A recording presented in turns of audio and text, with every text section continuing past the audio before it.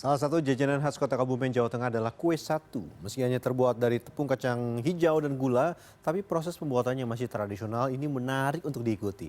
Seperti apa proses pembuatan kue satu? Koresponden CNN Indonesia, Roby Sofwanami bersama fotojurnalis Probo Kusartoyo akan menyajikan liputannya dalam segmen Sehari Menjadi.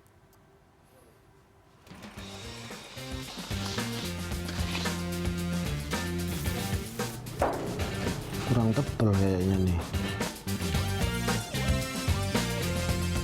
Masih hangat.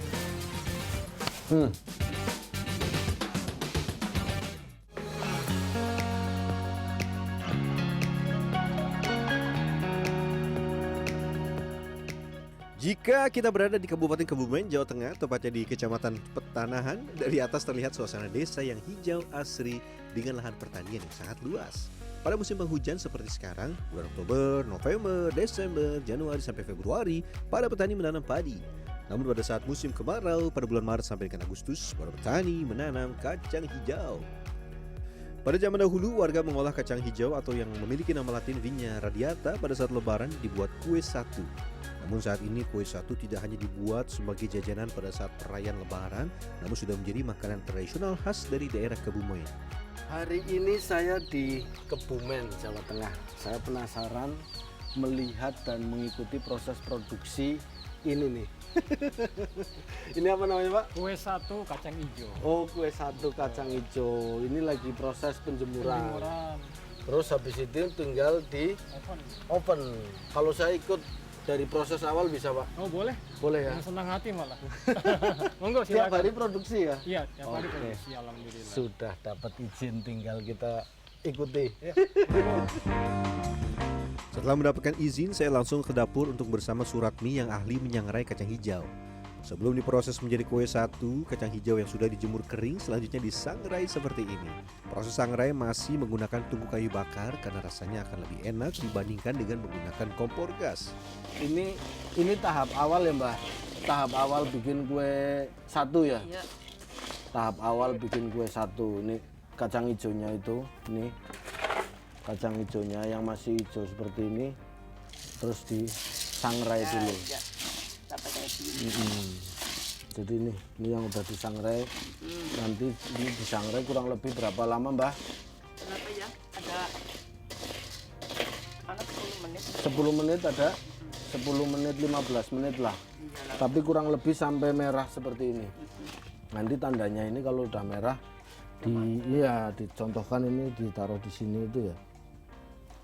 Nah itu, Tuh renyah kan? renyah, udah renyah.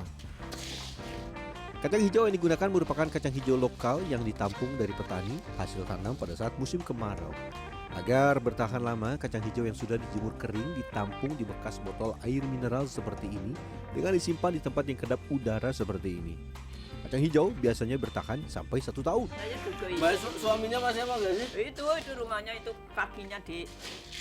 Oh masih ada, kekasihnya masih ada.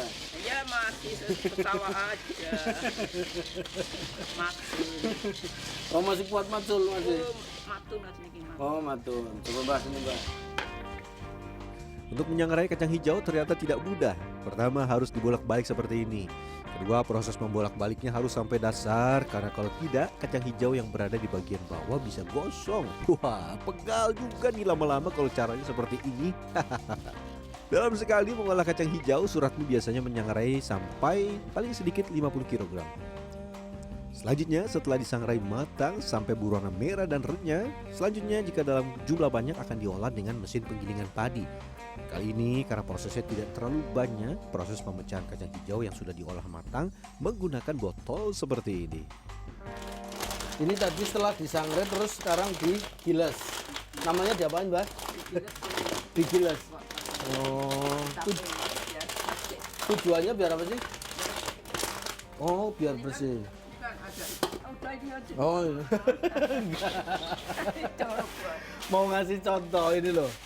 Ini loh. Gini kan ada Heeh. perangnya itu. Jadi ini kan aslinya ini yang udah disangrai nih, bentuknya seperti ini. Terus biar jadi seperti ini. Selanjutnya tinggal proses membuat tepung kacang hijau. Pertama, kacang hijau yang sudah matang disangrai dan dipecahkan serta dibersihkan kemudian dicuci. Proses pencucian dilakukan 2 tahap. Tahap pertama dicuci, lalu dibiarkan dijemur diangin-anginkan sampai hampir kering. Setelah hampir kering, tahap kedua dicuci kembali dan diangin-anginkan, lalu dijemur hingga hampir kering, lalu digiling sampai halus menjadi tepung.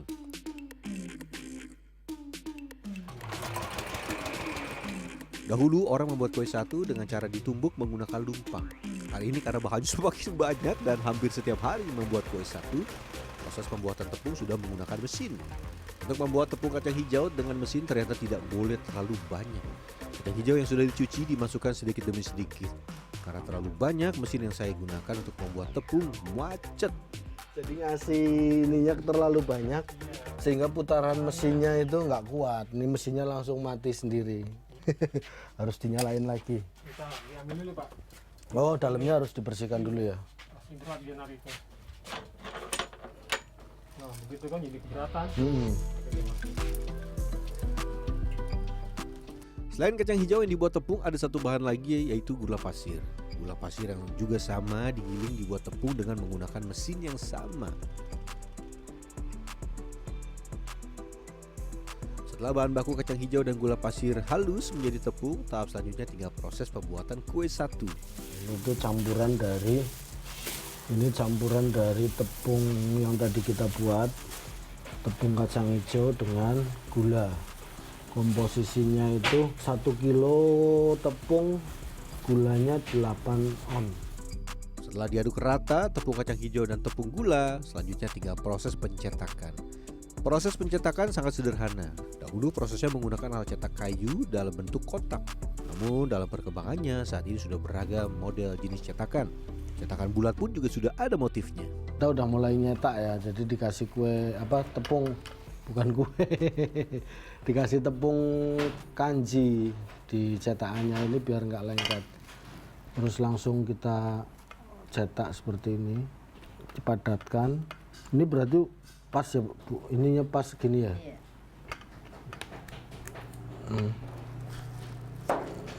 Tuh. Kurang tebal kayaknya nih. Terlalu tipis ya. Setelah membantu cukup banyak, hampir 1 loyang, dan pada saat diperiksa cetakan saya tidak masuk.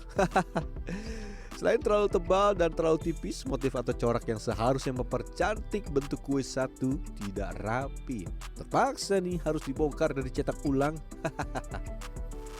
Dalam sehari 2 orang pekerja pada pagi hari membuat kue satu sebanyak 2-4 kg. Proses pembuatan kue satu hanya dilakukan pada pagi hari karena tergantung kondisi cuaca panas matahari. Jika cuaca panas maka bisa membuat kue satu, namun jika tidak panas maka tidak bisa dibuat kue. Nah ini yang udah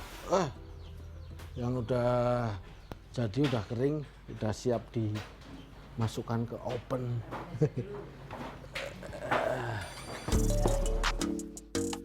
Untuk bisa di oven, kue satu yang sudah dicetak harus dijemur hingga benar-benar kering dan keras.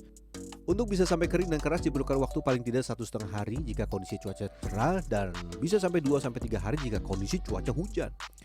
Nah, ini juga akan berpengaruh pada kualitas warna kue satu. Jika dijemur dengan panas sempurna akan terlihat putih, namun jika kurang sempurna panasnya bisa sedikit kemerahan. Oh, ini prosesnya sudah dicetak terus tinggal di oven ya Bu. Iya. Kalau ngopennya butuh waktu berapa lama? Ini sekitar 20 menit, 30 menit. Oh, 20-30 menit.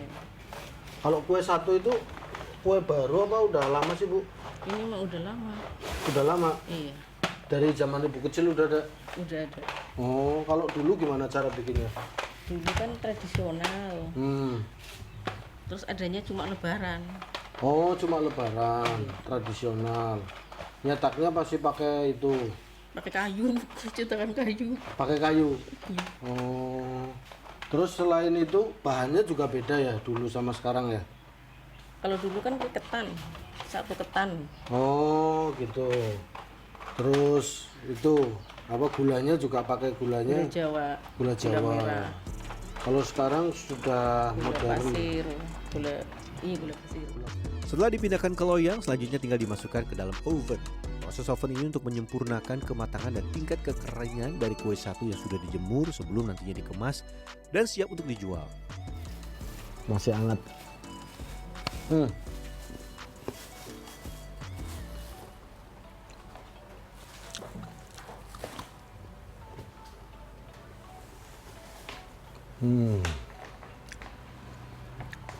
Kacang hijaunya terasa banget, manisnya juga pas. Ini pasnya sama kopi ya? Iya. Teh. Sama teh, kopi agak pahit gitu. Ini yang begini. Ininya manis. Selain memproduksi kue satu, rumah produksi milik Agus Puspo Buntoro di desa Nampudadi, kecamatan Petanahan, Kebumen ini juga memproduksi kue sagon. Bedanya dengan kue satu, kue sagon bahannya tepung kacang hijau, gula, dan ampas kelapa parut. Sagon tidak dijemur, melainkan langsung dicetak dan dipanggang di oven. Nah, ini dari para perajin. Di sini ada banyak sekali perajin ya, macam-macam mereknya. Ini kue satu semua karena ini makanan khas dari Kebumen. Anda bisa mendapatkan berbagai oleh-oleh khas Kebumen, terutama yang kue satu ini banyak ada di pasar apa ini Bu namanya? Pasar Karanganyar Kebumen. Itu masuk ke pasar, di dalam banyak pedagang oleh-oleh. Robi Sofwan Amin, Probokus Hartoyo, Kebumen, Jawa Tengah. Mana Bu kue satunya?